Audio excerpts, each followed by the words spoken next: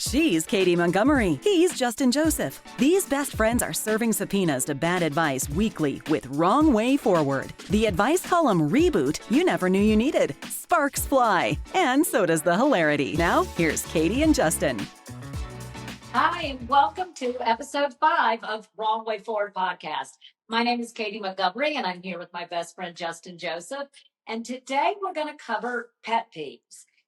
And we're going to talk about why it's the wrong way forward that people are doing these things that are really irritating. 100%. And our hope is that they don't just drive us nuts, but that maybe it's something that strikes a nerve with a lot of people. Yes. I mean, we'll see. Yeah, exactly. And so what I love about pet peeves is what's interesting about them is I think a lot of it has to do with how you were raised, things, kind of your culture and environment. But everybody has them and they're all different. Yeah, I mean, correct. So do you want to start or do you want me to start? I think you should start. So I'm going to start with something that could be potentially controversial. So I live in Washington, D.C., and I do live in a neighborhood that I would say probably 8 out of 10, maybe even 9 out of 10 of us share the same political beliefs. Right. But when I go home, I want respite. I want beauty. I want a well-manicured lawn. I want to walk into my front door and just, feel this kind of beautiful community and neighborhood. What I don't want to see are houses littered with political signs. One way or the other. One way or the other. I really don't care what the issue is, what the political party is, who the actual person is. I just don't want to see that mess and that lack of kind of a manicured, clean lawn. I just want beauty. I just want aesthetics. I want to walk into the neighborhood and I want to see the birds chirping and the flowers blooming. And I just want peace. And that's not surprising, just knowing you. Mm-hmm. I mean, for me, what I'll say is, obviously I come from the gay community, or I don't come from that, but I'm part of that community. And I remember when I was younger, we would do the gay pride thing. Mm-hmm. And we were so proud. And we used to live in a condo, a high rise, that we would hang the flag at the start of Gay Pride weekend. And when I woke up Monday morning, I could not have ran to that balcony faster to take that thing down. Exactly. Because it's fun to make a statement. And then you're like, that's just not who I am. Right. And again, I don't have an issue with the statement. In fact, I think I'm a very, politically, opinionated person. The analogy that I would give is when I, go to a condo at the beach, I don't want to see your towels hanging everywhere and all of your, inflatables and all your rafts. I want to see beauty and pristine. I want peace, and the clutter and the mess and the mismatched signs and pool toys to me does not give me the sense of a respite. And my home is my respite. Can we also take a step back on that and talk about what the motivating factor is, or what we think the motivating factor is for people who want to post signs? Like for me, again, when we put up a gay pride flag, it was because at that moment we were proud. Yes. And, looking back, I also realized that flag can be divisive in some ways, right or wrong, it can be divisive. And, I just think as I got older, that's not who I wanted to be. But some people, it's important to them to make a statement, and that's how they do it. Correct. And actually, the decisiveness doesn't bother me at all. I think that's one of the beauties about having an opinion and being in America and being able to, talk about your opinion loud and proudly. I just think that in a neighborhood, I don't want clunky looking stuff. And to give you an example, we had someone down the street and it was an eyesore for everyone. They took this one step further and they took a can of spray paint and they spray painted a message on sidewalk. So my first reaction is this is vandalism. My second reaction is you don't have neat handwriting and I can barely read. So at least find someone with good penmanship. But number 3, it was like, what is the marketing mindset behind this? This is, it's not a major thoroughfare. It's not a busy street. Who's seeing this message? Do you need to write this to make you feel at peace? At the same time, not considering that you vandalized the property. And so around in the neighborhood, we have to see something that really just antagonizes you. Well, so you think that's the wrong way forward? Correct. Having said that, I don't necessarily disagree, but I can also voice the argument. And again, no matter what side of your politics you're on or what you feel strongly about, I can also see a point that when people have limited means of expressing their position, Their property is one of them. And even though I think it offends some people, I can see it as a means of expression when you don't have a lot of other things going on. Correct. And it is a mean of expression. But if you do it, please do it in the most aesthetically pleasing way possible. And with good handwriting. And with good handwriting, yes. Now let's talk about one of mine. And we've talked about this on the show before, bathroom humor. I think this has a lot to do with how I was raised. And in my house, you just didn't, at the dinner table, there were 4 rules. You did not talk about the 4 Ds. Dirt, death, disease, or destruction. Now, bathroom humor is not one of 4 Ds, but that was definitely off limits. Wait. 4 Ds in a beat. I just want to take this back. You could not talk at dinner about destruction. What the hell does that mean? That means like you wouldn't talk about an earthquake in some place that caused destruction. I don't know. These were the 4 Ds. These are my parents' rules. They were just the way it was 4 Ds in a beat. Okay. So, and to this date, I can't talk about bathroom. And I literally could not date someone who talked about bathroom. Well, to me, that's not necessarily the wrong way forward. And I want to say one of the most freeing things as an adult is number 2. And I guess if you know what number 3 is, right? I know what number 1 is and number 2 is. Number 3 is a combination of the two. Oh my God, that's bathroom humor. This is the wrong way forward. Well, but I want to say, being 51 years old, right? Talks about number 3. Because sometimes you have it and it's horrible and you need to have compassion. Okay, so you really are talking about.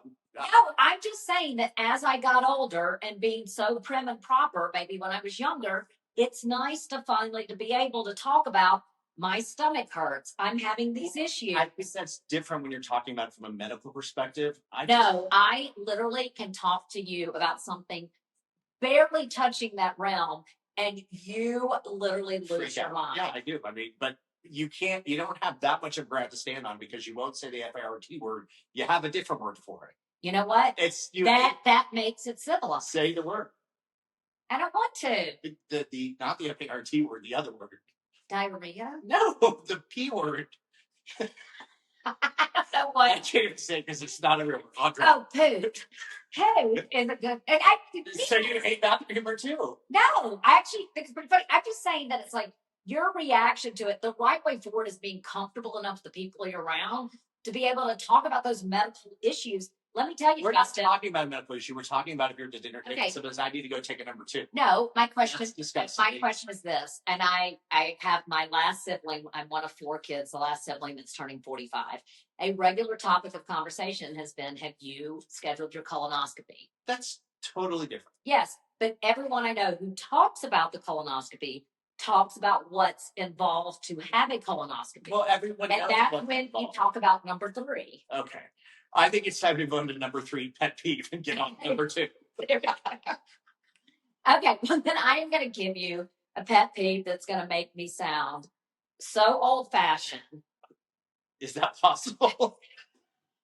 I am really sick to death of people not writing a thank you note. Oh, okay. And I'm particularly upset that younger people aren't doing it. There was something to be said about when you graduated or after your birthday or after Christmas, your mother or father would sit you down and you weren't able to do something of any enjoyment until you completed your thank you notes. I think it taught you, to be grateful, to take the time to learn the art of writing a note. And now this passing thank you text, I think it is creating more of a sense of entitlement, a real lack of gratitude. And I think people are losing the art of writing a note. And I just had a dear friend visit me, and it was just such a pleasant and lovely surprise to get a handwritten note in the mail. Why do you think that is? Because it involves someone's effort and time and the personalization of actually handwriting something?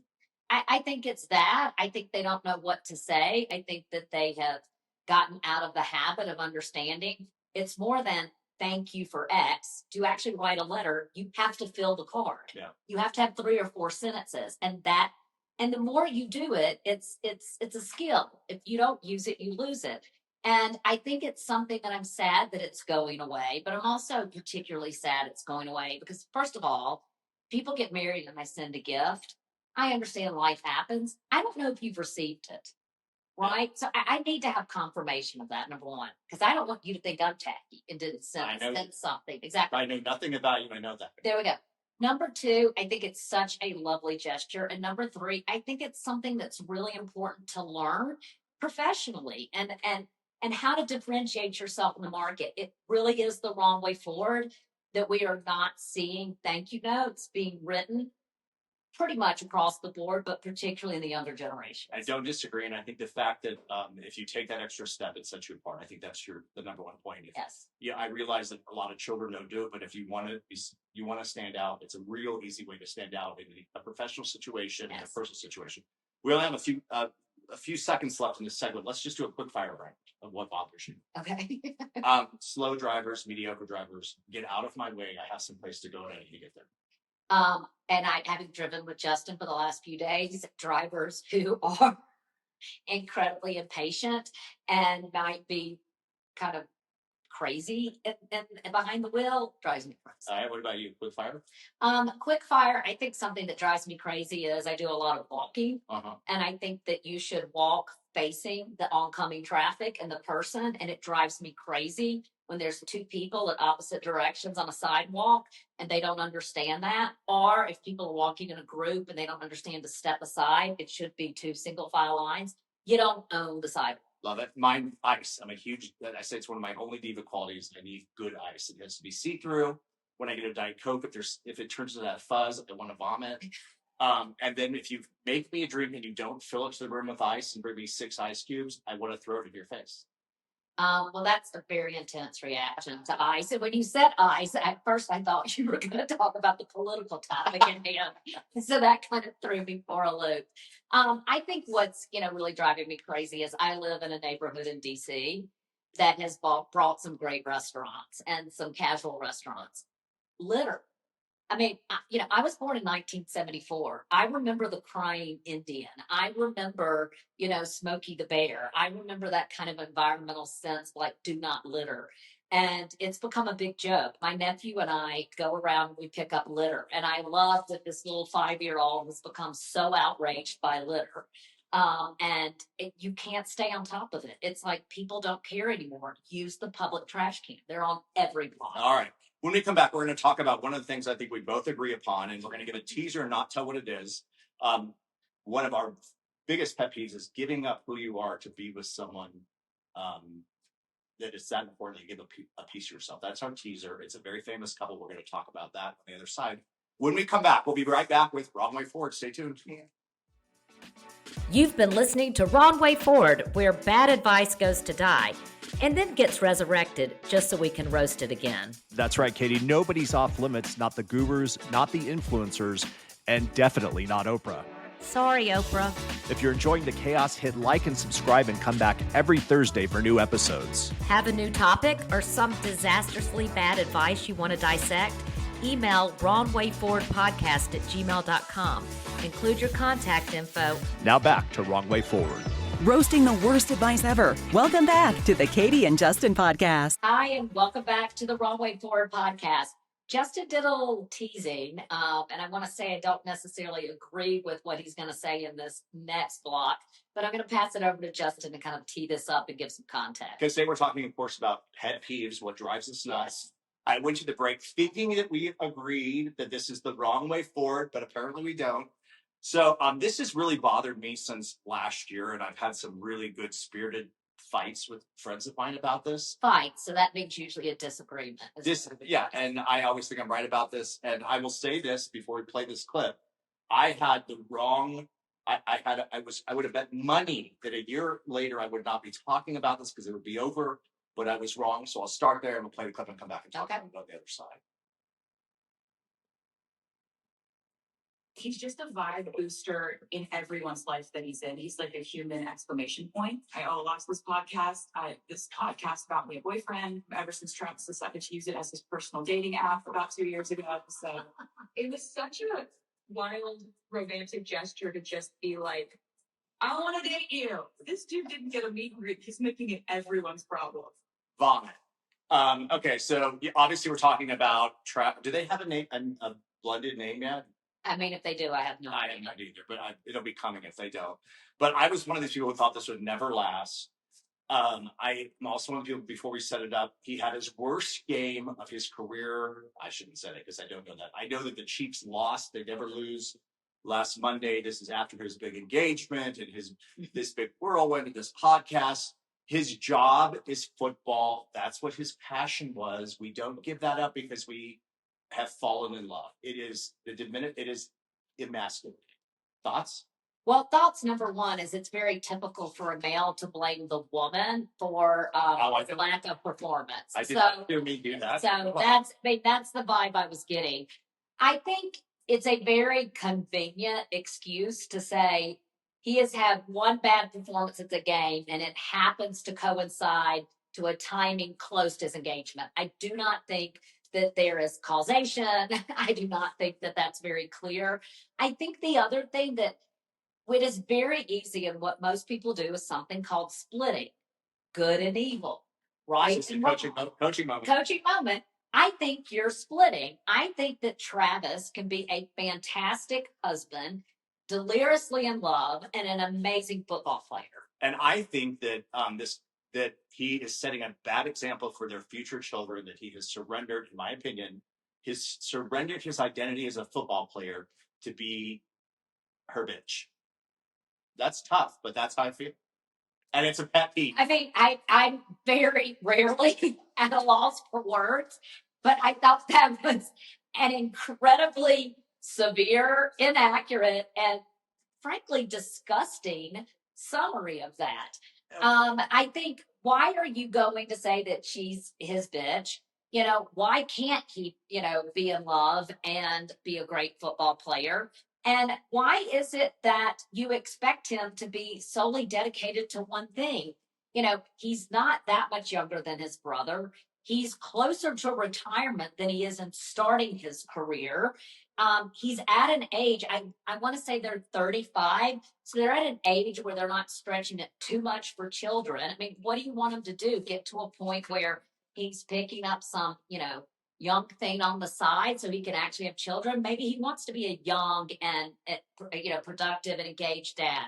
I think that's probably, Justin, and this is hard because I have a very long laundry list. That might be one of the most obnoxious things I've ever heard. Well, obviously, it's not surprising. I disagree with you. I think what he's doing is the wrong way forward. His passion was football. That's what made him who he is. And I feel like that is now second to being Taylor's fiance. But he's 35. Like, how long can your passion as a football player? He can still have a passion for football. He can coach, he can host, he can be a commentator, and also that's not fair. He could have a passion for his fiance, he can have a passion for his foundation, he can have a passion for his future children. All of those things can be true, and they can all be true at once. And I don't think that's where he is. And this has struck a nerve with our listeners because I'm getting emails right and left. Here's one. Did Travis go from tight end to Taylor's +1 overnight? My answer is yes. On game day, he's moving to chains. The rest of the week, he's moving through photo ops. I'm pro-love, as we both are. But when your route tree gets replaced by red carpet, you look less like a chief and more like a brand collab. Right on. And I think, to be completely honest, I think this is sexism 101. I do not think, no one is saying that like Taylor is compromising her ability to write, perform, and produce. But she's not. That's my point. She's not compromised anything. She's still Taylor Swift. She's going to get the life that she always wanted and envisioned, and good for her. Well, he's going to get the life that she envisioned for him. See, and I think those are a lot of assumptions. And I think also, I do not think that we would be doing this if, let's say, Venus Williams decided to marry, Bruce Springsteen. I couldn't think of. Well, but the point is, I guess my problem is, I just am such a strong believer in two people have to bring their uniqueness to a relationship, and they have to maintain those identities to make a relationship work. There is a day when he will be resentful of her for giving up what he's giving up for her, in my opinion. Well, guess what? I mean, we know this. There's only a few people, I think, like Frank Sinatra, there were a few other people. The voice actually declines over age, the singing voice. Also, you cannot play football forever. But he's going to have to pivot. She's eventually probably going to have to pivot. And I think... Disagree on both points. And I think the other thing that you're not giving credit for is when you are worth billions of dollars, when you are a household name, where you have major brand partnerships, maybe the thing that brings them the closest together is that they are dealing with the pressures of being number one at the top of their own industries. And maybe that's a huge common bond that brings them together. My problem is she's going to wake up one day and he's emasculated in what his actions have emasculated him. And she's going to wake up and say, I'm dating a wet noodle. I am not excited about that. And it could be a deal breaker. Golly, Justin, I kind of want to puke. This is really uncomfortable. All right, when we come back, our favorite segment, can we talk about this? This was sort of what it kind of ran in between the two. Can we talk about, we're also going to talk about viewer emails from last week. Our hot topic last week was relationship advice. And apparently we're talking about it again because there we go. Yeah, I'm thinking you don't do what they're doing, but they are. There we go. When we're back, we'll talk about the email responses to relationship deal breakers. We'll see you soon. Thanks for streaming Wrong Way Forward, the weekly reminder that advice is usually free for a reason. We call out bad advice wherever it hides: boardrooms, break rooms, and even book clubs. Enjoying this dumpster fire? Like, subscribe, and check back every Thursday for new episodes. Want us to roast your favorite piece of nonsense? Email us at wrongwayforwardpodcast@gmail.com. Be sure to include your contact info. We're not psychic, just judgmental. And now, back to Wrong Way Forward. Roasting the worst advice ever. Welcome back to the Katy and Justin podcast. And welcome back to Wrong Way Forward. This week we're talking about the pet peeves that everybody has. We'd love to hear yours. Those are coming in on viewer email. We've talked about a few of them. In the last segment, we talked about Travis and Taylor because everyone is talking about that right now. You can't go anywhere without that being a topic of conversation. Usually this is our third segment where we talk about, can we talk about this? But last week's topic on relationships was so divisive that we've gotten so many emails. We're going to talk about what our viewers have said and our responses to them. Yeah. So last week we talked about kind of relationship deal breakers, and the example was a woman who had 2 great dates with someone, but on the third one, he showed up with too much cologne, hair gel, and tight white jeans. And you just literally pissed off our white jeans, too much cologne, and hair gel viewership. So they're out. Well, they're out. But the thing about it is they have to have all 3. I think all 3 is what sent her over the edge. But the context is that we talked about ick factor. Is it too superficial? Can you get beyond this? Are you a horrible person if you can't get past this in dating and relationships? And does the ick factor change as you age? Because maybe there's a point where you have less of an ick factor because you want to have babies. And as you get older, because you're okay being alone, maybe that ick factor goes down a little bit or up a little bit because you really are very particular. Yes. So not surprising, our viewers found support for me, and I'm sure you have some that found support for you. So I'll start as I always do. Justin's right. I love when an email starts like this. This is Jana from Chicago. Justin's right. Cologne plus hair gel plus tight white jeans is a data point. Katy, not a destiny. It's a data point, not a destiny. Katy, you crowned the ick is real, which I love. Like it's universal law. Then pretended aesthetics don't matter while confessing you still cringe at 51. This you got a good insight here. You literally proved Justin's point that preferences are valid, but they still need logic to sort signal from noise. Team Justin, gut and data. Well, I'd like to one up yours because she said you were right, but I have a listener email that says Katy is 100% right. Oh, okay. The ick is real and not something you can ignore. When you feel it, and it makes perfect sense that as you get older, you're less willing to compromise on things that genuinely turn you off. Yeah, well, I agree with that point. And the pocket watch story was so relatable. That's a classic case of ick, and it's okay to feel that way. I do not disagree with this viewer. That proved my point that as you get older, your ick factor goes up, and you can be more choosy because you're happy being alone. That doesn't mean that some of these things that we talked about weren't valid feelings. Yes. Okay. Well, I want to hear what else. Okay, so I got this one also. Katy insists she wants to be bigger than that, as she often does. Then admits that a vest makes her want to hide under a table. Justin, but you're not. That's exactly what I said. Brutal and accurate. You can aspire to be chill about aesthetics, but your actual standards are the ones running your dates. I agree. Justin's take. Acknowledge preferences openly and stop punishing yourself and him for having. So it's very interesting because I'm wondering if this is a couple that responded to us because I just got that version. And directly on point to that is, and this is Mark C. So it's actually a man who's agreeing with me. I disagree with Justin on this one. It's easy for him to say, just be honest, but that's not how it works in the real world. Katy's point about not wanting to be a bitch by criticizing his aesthetic choices shows maturity. It's about being generous and giving someone a chance, but sometimes the attraction just isn't there. And that's nobody's fault. Okay. And I agree with that last statement. Sometimes the attraction is not there, but I feel less like that's going to have to be the stopwatch. Well, I guess it does have to be. It's not a stopwatch. It's a pocket watch. It's the same thing. It's completely different. It's the 1920. A pocket watch is attached to you. With a chain. With a chain. What if it was a 14-karat gold gauge? Which that reminds me, when I met you in college that first week, you wore a chain, and I remember I did tell you at one point, Justin. Now you've pissed off all of our chain work, which is like half the pocket. Well, chains are coming back for men, mostly baseball players. But I was like, Justin, get rid of that gold chain. Yeah, that's your son. I have the gold chain upstairs. But you stopped wearing it. No, I probably wear it tonight. Oh.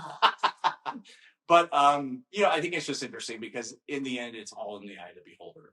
I mean, it is. I'm with you. I wouldn't want someone I was dating. Josh ever walked out of the bedroom with a pocket watch, I would rip it and throw it as far as I could. But like I said, you call it a Zuko suit? Is that what you called it? A Zuko suit? A suit suit. A suit. If the man was hot and didn't have hair gel, it would be a seersucker. So it's the same thing. That is so, once again, factually incorrect. I do think for the readers, we do. I think for the readers, or the listeners, we need to have a picture of someone in a zoot suit next to someone in a seersucker suit. I mean, it's not even close. I'll have the team put it up at the end. Okay, do that. I think that would be fantastic. But since I'm controlling that, they're going to look real close. You're going to be real wrong on this one. All right, no more viewer emails. So we're at 5 episodes in. What have you thought so far? I'm having a great time. And again, really want to thank everyone who's joined us. Yeah.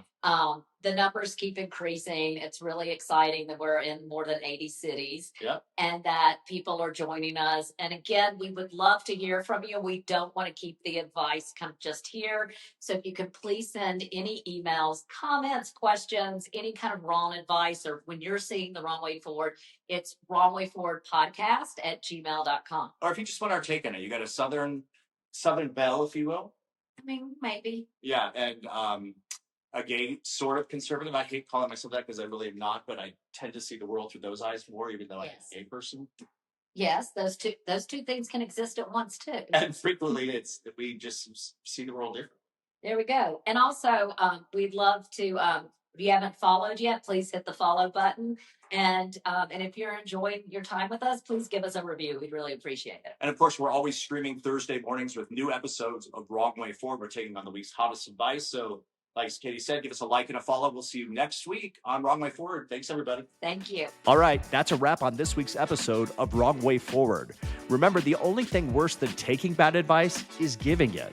If you've liked what you've heard, like, subscribe, or follow us wherever you stream podcasts. And if you've got a topic or need some advice we'll probably regret giving, email us at wrongwayforwardpodcast@gmail.com. Thanks for listening to this week's episode of Wrong Way Forward.